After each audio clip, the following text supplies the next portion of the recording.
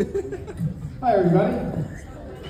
I recently had an angiogram, and they described that procedure as a camera going up my groin and my heart to check my arteries for blockages. Turns out they went through my wrist when I got there. You know what that means? That Brazilian wax job I had down there was a waste of money.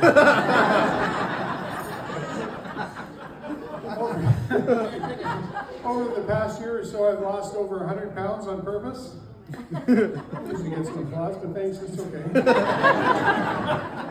What they don't tell you when you've lost 100 pounds of fat is how much skin is left over.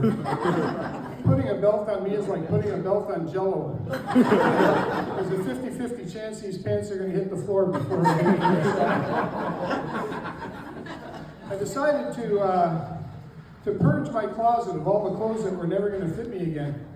I had some clothes that were so small, the only way they'd fit is halfway through my cremation. Don't worry, that's as dark as I get. I went to a bone density clinic, and I thought the technician was kind of rude when she said it was too dense to be there. She doesn't even know me. Anyway, skipping to something else a little lighter.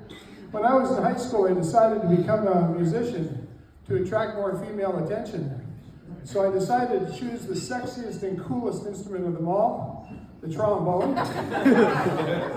That was the reaction some of my dates gave me until I explained to them that to be a good trombone player, you need to have supple lips, a talented tongue, and a quick right hand to get through all 7 slide positions.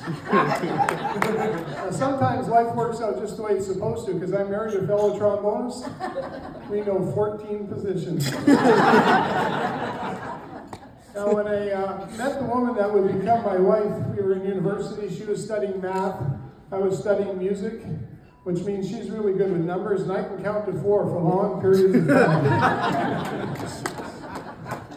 When I first saw her on campus, she was wearing a pair of designer jeans called Hang 10. They had 2 little yellow footprints on the right rear pocket. And as she walked past me, I was thinking to myself, man, is she beautiful. Well, apparently I said that out loud, because she turned around and, gave me a great big smile, and I dated her every night for the next several weeks before I said something else accidentally out loud. I didn't know what I was doing. I was thinking to myself, I think I've fallen in love with you and we should get married. And all of a sudden I heard her voice say, that sounds like a good idea.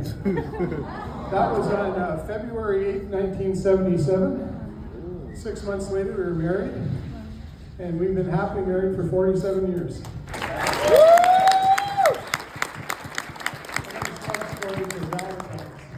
Now, for one of our big anniversaries, I wrote a song about our love story. And I would like to sing it for you tonight. I'd like you to keep in mind that I'm a trombone player, not a singer, so please be kind. So here we go. When I was just a lad of 20, I met a pretty lass. The jeans she wore had yellow feet painted on her curvy ass. My love for her was instant and something much too fast.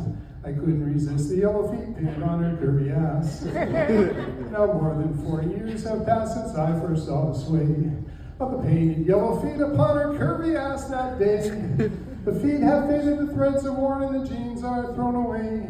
But my true love's curvy ass is here for me to stay.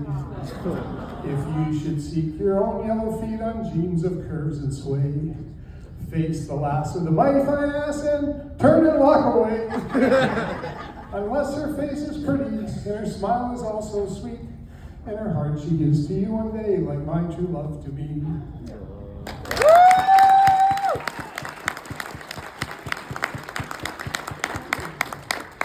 When I sang that for our big anniversary party, her sisters and her girlfriends and just about everybody there thought I'm like the most romantic guy in the world for writing a love song about our story.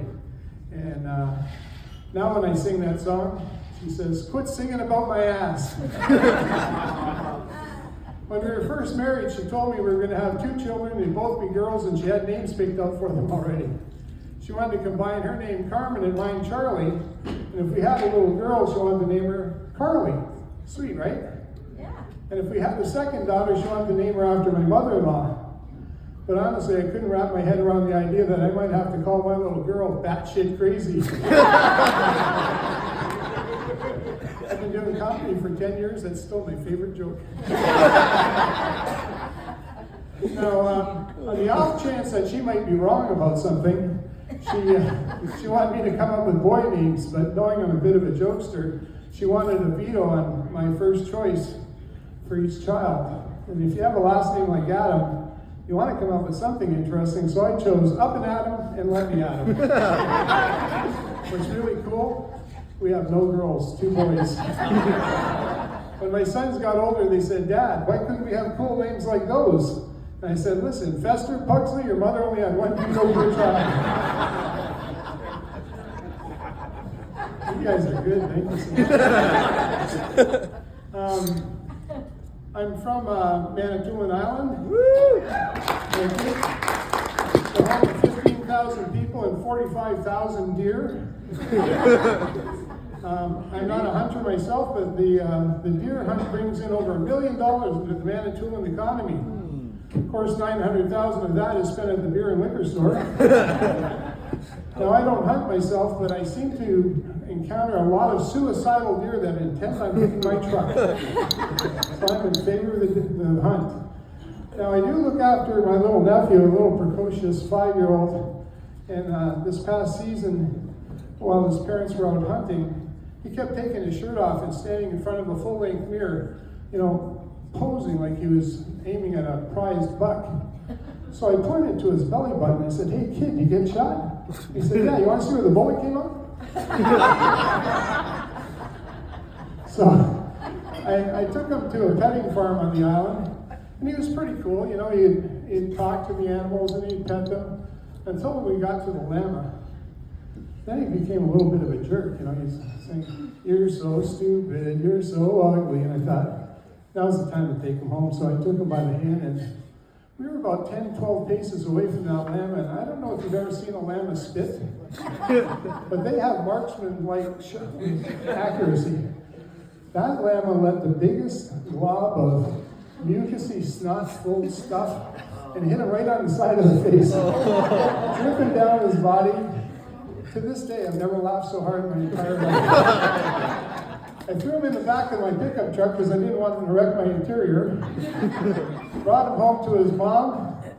His mom said, what happened to you? And he looked up to his mom and said, Karma, and apparently she's a bitch. Anyway, that's my short set. Thank you so much, everybody.